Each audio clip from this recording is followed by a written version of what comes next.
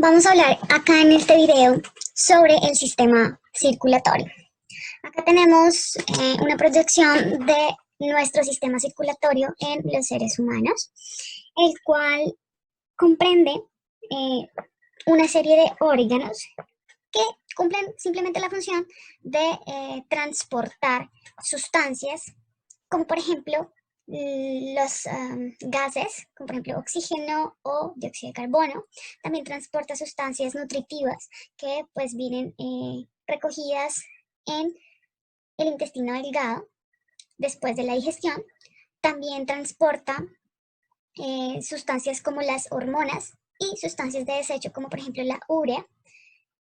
También puede servir como medio donde van a actuar las defensas como los linfocitos, es decir, los glóbulos blancos, con la ayuda del sistema linfático.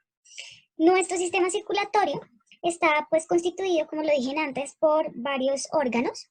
Uno de los órganos muy importantes que permite que se lleve el transporte de esa sangre es el corazón, ¿sí?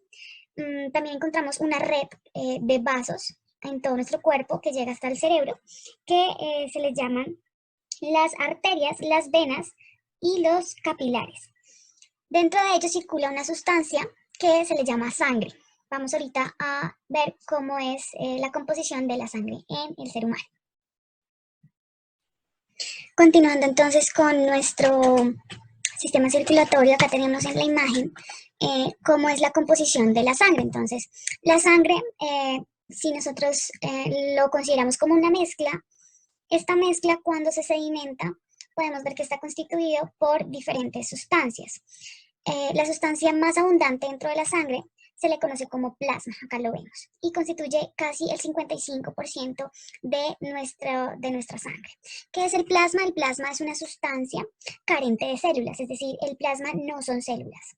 El plasma es una sustancia rica en agua, rica en proteínas, rico en sustancias de desecho y parte en algún porcentaje de grasas también. Acá en este plasma pues va a permitir el movimiento y el intercambio de sustancias de las células con el medio externo de estas células. Vamos a encontrar una porción o un porcentaje muy pequeño dentro de la sangre, alrededor del 4%, de lo que son las plaquetas, que son células que cumplen la función de sellar, de permitir la coagulación de la sangre cuando existen algunas heridas. Entonces, si uno se corta, la manera de evitar que uno se desangre, que pierda la sangre en exceso, es generando un tapón de células que se les llaman plaquetas. Junto con esas plaquetas también vamos a encontrar un pequeño porcentaje de células blancas o glóbulos blancos que cumplen la función, como hemos visto en antes, de defender a nuestro cuerpo. Acá ellas se van a encontrar porque pues están actuando constantemente para combatir las bacterias.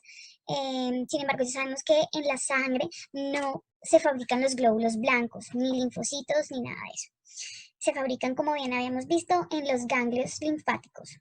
Y otro porcentaje que es casi la mitad, un poco menos de la mitad, son lo que conocemos como los glóbulos rojos. Son un tipo de células carentes de núcleo, es decir, estas células llamadas glóbulos rojos no tienen núcleo porque son fabricadas o se reproducen en la médula espinal, que luego vamos a ver el lugar, salen de una célula madre y su función única es poder permitir el transporte de tanto nutrientes como de oxígeno. Tienen como parte de ellas una estructura proteica que se le llama la hemoglobina, la cual da un color rojo a la sangre. El grupo hemo contiene o se une con el oxígeno y contiene también hierro. Entonces, el hierro que se une a la hemoglobina junto con el oxígeno permite que veamos el color rojo de la sangre. Bien, acá tenemos una imagen que es tomada de la exposición de Bodies que hubo hace un par de años, donde nos muestran una exhibición de todos los órganos y sistemas que tiene nuestro cuerpo humano. Aquí vamos entonces a ver la posición en que se encuentra nuestro corazón, que es ligera, pues es central ligeramente hacia el lado izquierdo, ¿sí? Y puede tener un tamaño casi de nuestro puño. Si nosotros cerramos nuestra mano, tiene casi el mismo tamaño de nuestro puño.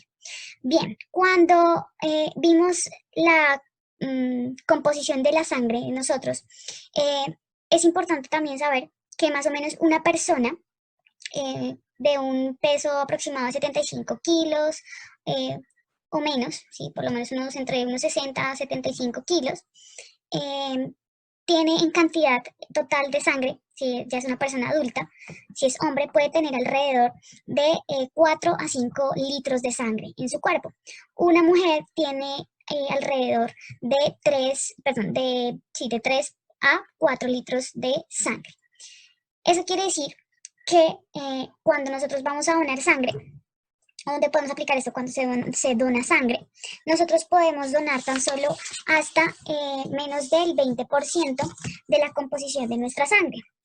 Eso quiere decir que si una persona tiene 4 litros de sangre, puede donar alrededor más o menos de 500 mililitros de sangre. Es decir, una persona, lo normal que se le extrae a la hora de donar sangre es medio litro de sangre, que equivalen a 500 mililitros de sangre. Para una mujer tiende a ser menos cantidad debido a que pues las mujeres tienden a tener menos peso. Y los hombres sí pueden donar medio litro de sangre. Se recomienda que se done sangre más o menos cada 4 o 5 meses. No es recomendable hacer más de 2 donaciones de sangre al año. Y si una persona dona más de los 500 mililitros, es decir, una persona dona, no sé, 700 mililitros de sangre, o puede llegar a donar 800 mililitros de sangre, esa persona puede entrar con problemas y en su sistema circulatorio porque puede quedar sin la cantidad de glóbulos rojos suficientes para que oxigene su cuerpo y puede entrar en shock. Eso quiere decir que el shock va a producir un coma inmediato y la persona podría morir.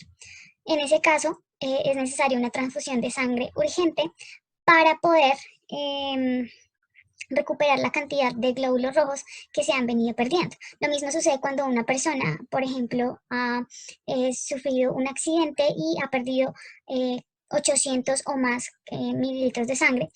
Esa persona puede llegar a tener shock y entrar en coma e inclusive causar la muerte lentamente hasta que se quede sin su oxígeno y morir desangrado.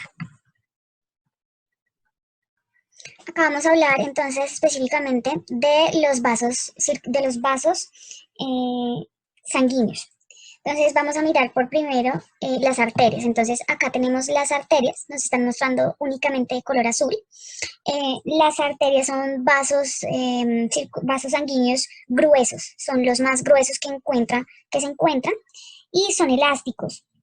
Estas arterias salen de los ventrículos del corazón, como los vemos por acá, si se puede acercar. Si lo acercamos, ellos salen de los ventrículos del corazón. Hacia acá. Vamos a ver. Salen de los ventrículos. Bien. Acá podemos ver que estas arterias transportan la sangre con oxígeno y nutrientes a todo el cuerpo, con excepción de la arteria pulmonar. La arteria pulmonar la vamos a ver de color rojo. Las arterias pulmonares las vemos acá de color rojo. Vamos ahora a ver las venas. Únicamente las venas. Acá las vemos de color rojo. Entonces las venas son más delgadas que las arterias. Y estas llegan a las aurículas del corazón. Transportan la sangre con gas carbónico. Y además transportan los desechos provenientes de los tejidos. Entonces, las arterias, si una persona llega a sufrir una perforación en las arterias, lo que se va a perder es la sangre que lleva el oxígeno. Y si una persona sufre alguna lesión, ruptura en las venas, no va a verse tan afectado de inmediato porque la sangre que transportan las venas es la sangre desoxigenada y que carga desechos. Vamos a ver ahora los capilares. Los capilares son esos pequeños vasos, casi que ni se notan, son los pequeños vasillos que resultan de la ramificación de las arterias y que llegan a los tejidos más lejanos. La función de los capilares es distribuir la sangre con oxígeno y nutrientes a todas las células. Entonces, los capilares tratan de llegar a los espacios más lejanos donde donde las arterias como tal no logran pasar por su tamaño. Entonces, los capilares son más pequeños y llegan a esos espacios de las células más lejanas y llegan con el oxígeno y los nutrientes necesarios.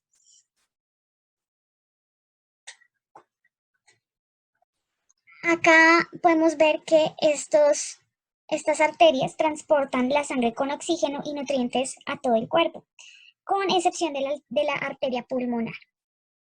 La arteria pulmonar la vamos a ver de color rojo. Las arterias pulmonares las vemos acá de color rojo. Vamos ahora a ver las venas. Únicamente las venas.